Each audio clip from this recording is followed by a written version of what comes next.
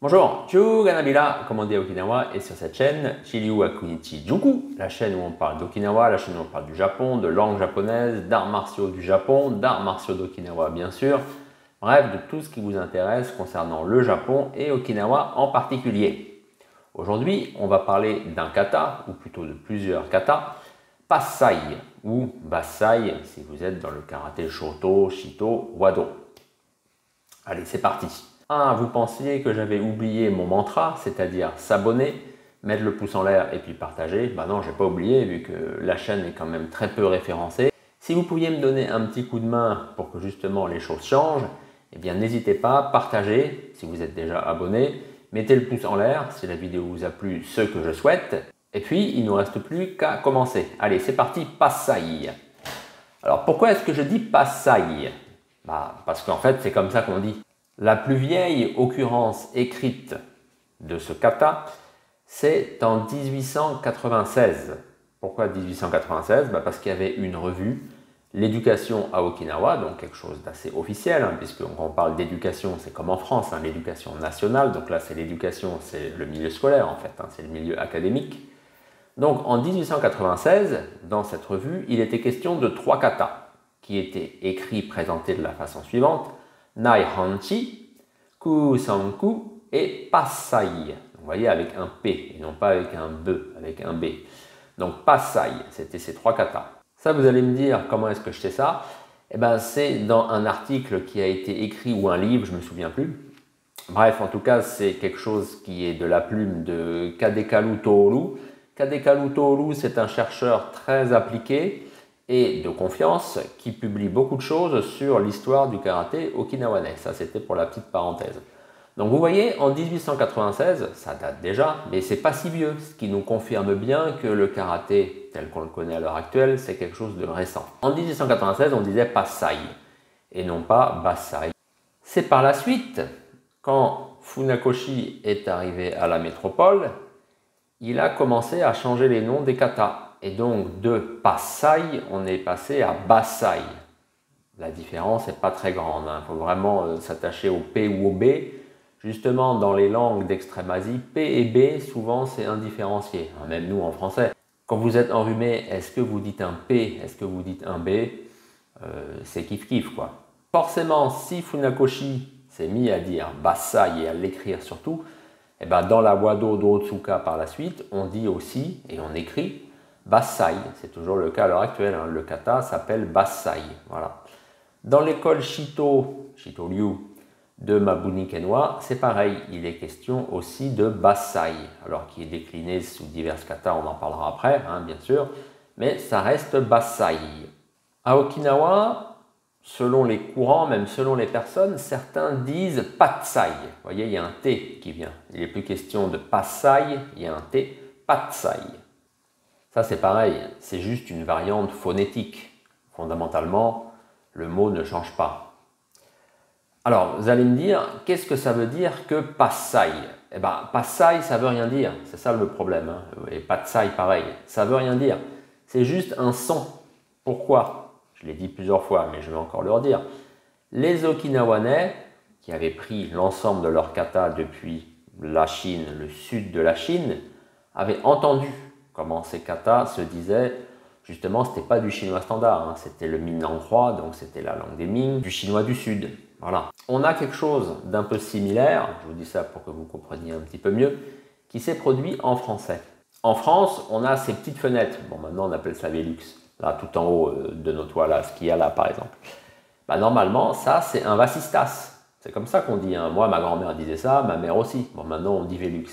Fondamentalement, c'est le vasistas, en un seul mot. Vasistas.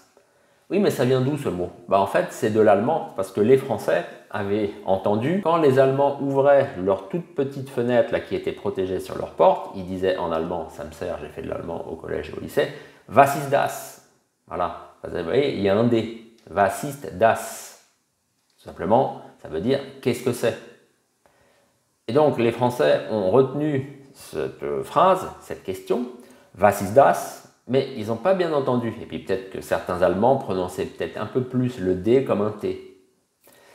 Donc forcément, quand c'est arrivé ensuite en langue française pour parler justement d'une petite fenêtre, qu'on mettait une petite ouverture sur les maisons, c'est devenu en un seul mot vasistas. Voilà. Mais fondamentalement, c'était de l'allemand. Mais ça n'a plus rien à voir avec l'allemand. Entre vasisdas, comme ça, vasisdas et vasistas, non. Mais pourtant, c'est ça. C'est les oreilles des Français qui ont entendu de l'allemand. Bien sûr, les Français ne maîtrisaient pas l'allemand. Ils ont fait comme ils pouvaient.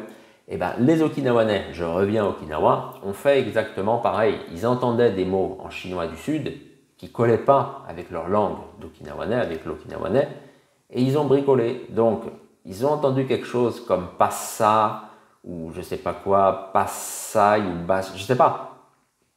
Et eux, ils ont dit, ça va être passai. Voilà. Mais ils ne savaient pas non plus comment est-ce que ça s'écrivait fondamentalement.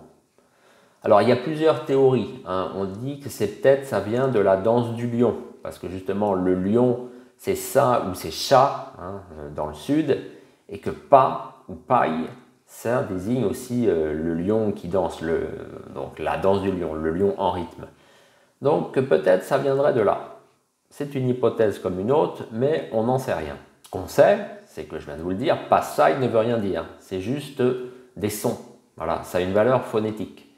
Et c'est après, là on en arrive avec notre fameuse forteresse, et on en arrive donc avec Funakoshi à partir des années 20, qui s'est dit, oui, mais là je suis en terre japonaise, au Japon, tout ce qui touche aux arts martiaux, c'est écrit en caractère chinois. Et vous le savez, un caractère chinois a un sens, c'est comme un dessin. C'est pour ça des fois on dit c'est un pictogramme, ce qui n'est pas vrai, c'est pas forcément un pictogramme, mais en tout cas il a un sens, le caractère chinois. Et quand on en met deux ensemble, et là on a un sens combiné. Bref.